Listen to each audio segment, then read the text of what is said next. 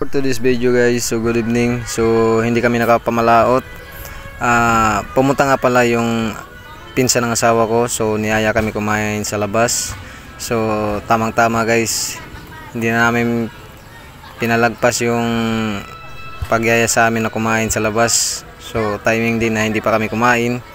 So syempre mapilit talaga yung pinsan ng asawa ko na si Ginalyn, kasi wala daw sila kasama. So yun, sumama na kami, hindi na kami magdalawang isip. Ito pala kami sa may Sanggupsal, sa may Food Hub, Paseo, Vice City. Kakabalo naman, laki ka magluto. Mga guys, so sinimulan na nila Ginalyn at ang aking asawa na magluto, kasi yung dalawa kong anak is nag-aantay na, kasi naugutom na rin siya kasi wala pa kayong hapunan. Kaya nagmamadali dyan yung asawa ko. Makita nyo naman. So ayan, tuwang-tuwa dyan yung mga anak ko guys. So dito nga guys is kumain na si Kyrie. So tuwang-tuwa siya dyan guys, kasi masarap daw yung pagkain ng sangyup dito sa Food Hub Bais sa may Paseo.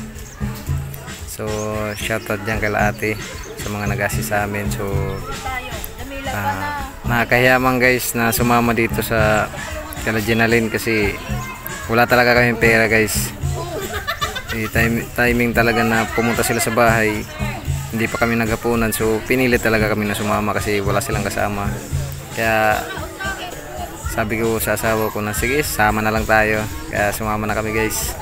Hindi na namin tinanggihan yung alok ng pinsan ng asawa ko. Dito nga guys, so nagdagdag pala ako dyan ng kanin, kasi habang nagluluto ako is sinasabayan ko na rin kumain ng kanin.